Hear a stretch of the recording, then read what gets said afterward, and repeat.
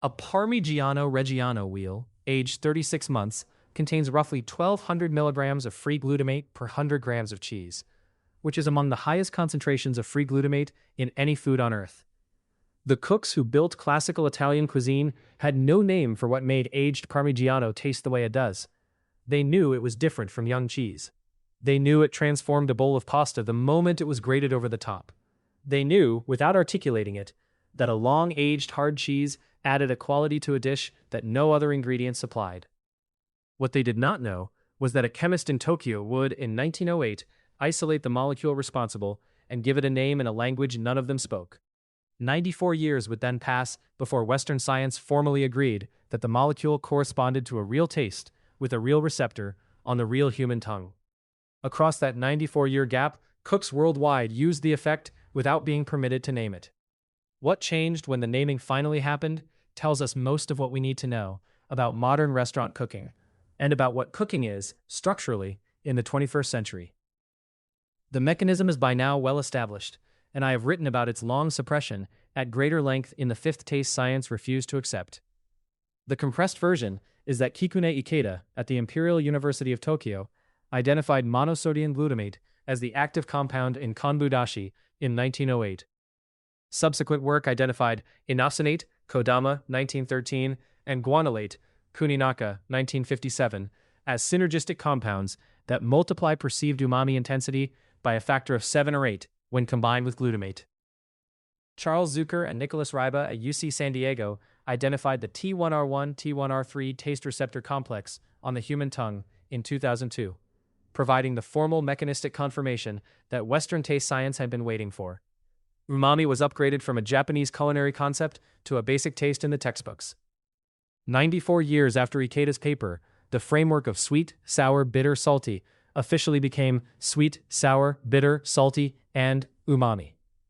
What is more interesting than the timeline itself is what cooks did before the timeline closed.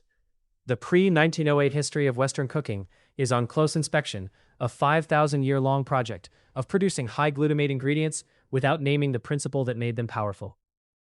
Roman garum was a fermented fish sauce produced in industrial quantities across the Mediterranean, with glutamate concentrations in the 8 to 1,500 mg per 100 grams range, comparable to soy sauce, which it functionally was. Aged Parmigiano, aged Comté, aged Manchego. Each tradition arrived independently at the discovery that long aging of hard cheese liberates free glutamate from milk proteins through gradual enzymatic breakdown. Dried mushrooms, slow-cooked meat stocks, sun-dried tomatoes, anchovy pastes, miso, soy sauce, fish sauce, ripe tomatoes themselves. All of these are concentrations of the same molecule, arrived at through fermentation, aging, drying, or slow reduction. The cuisines of the world had, by the early 20th century, an extensive and entirely empirical mastery of the technologies for producing umami. They could make it. They could not name it.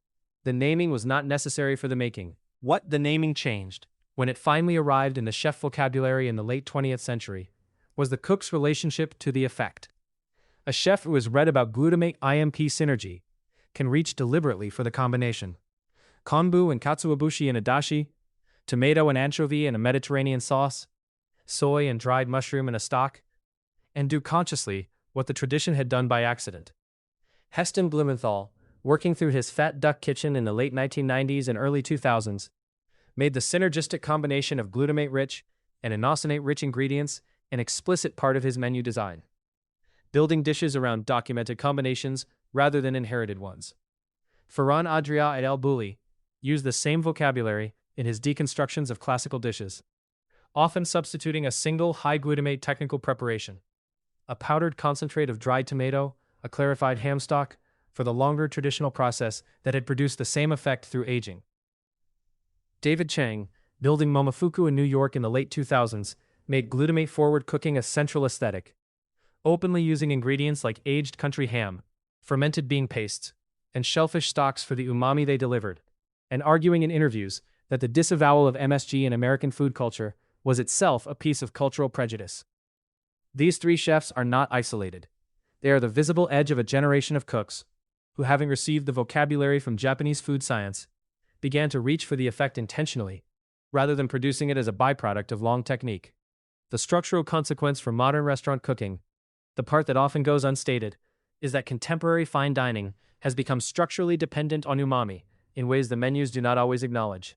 The plate-by-plate intensity expected of a modern tasting menu, the immediate, lingering, mouth-filling depth that a guest expects from each of 12 to 20 small courses, is achievable across that many dishes only if every dish carries a substantial glutamate or IMP-GMP load.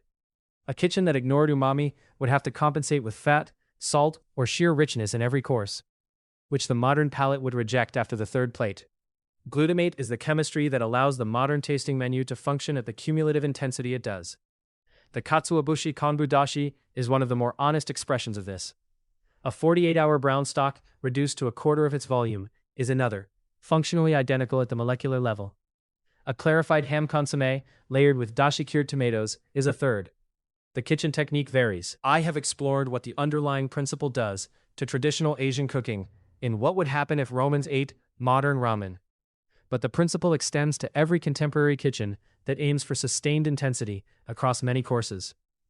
The reason this dependence is not always acknowledged is the unresolved political residue of MSG.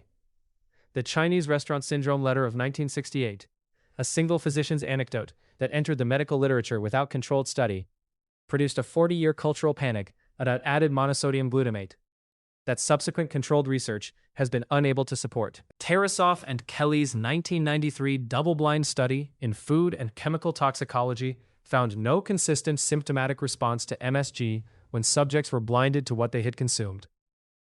The FDA continues to classify MSG as generally recognized as safe. American supermarkets are nonetheless full of packaging that proudly bears no MSG labels, sometimes on products that contain large quantities of free glutamate from other sources, like autolyzed yeast extract, hydrolyzed protein, or, yes, Parmesan cheese. The cultural memory of the panic has outlasted the science that should have ended it. Many modern restaurants therefore produce dishes that are structurally dependent on glutamate while quietly avoiding the word, sourcing the molecule from technically respectable ingredients. Kombu, aged cheese, slow stock, while declining to add a teaspoon of the powder that would deliver the same compound at a tenth the cost. The cooking is unchanged. The vocabulary is contorted to accommodate a cultural anxiety that no longer has a scientific basis. What Umami reveals about modern cooking, then, is something both technical and cultural. Technically, it reveals that contemporary fine dining is built on a single molecule and its synergistic partners, and that any cook who wants to work at that level needs to think explicitly about how each dish delivers them. Culturally, it reveals that the path from sensory reality to scientific recognition to popular acceptance is shaped at every step by who is doing the naming, who is being credited, and whose cuisine is being treated as suspect. A Japanese chemist in 1908 had made a discovery that a French chef in 2026 still cannot always acknowledge by its proper chemical name on a menu, even while building a career around its effect. That is not a story about food. It is a story about how food knowledge moves between civilizations and what happens to it when the gatekeepers do not speak the language of the people who made the discovery. The molecule on the tongue is older than the vocabulary on the menu. The cooking always knew. The names took 94 years to catch up, and in some kitchens they are still catching up. A dish that does not name what is making it deep is not less delicious for the missing name, but a cook who knows the name has the diagnostic tool that lets them reach for the effect on purpose, rather than producing it by accident. And that diagnostic is, in the end, what the 94-year wait was for.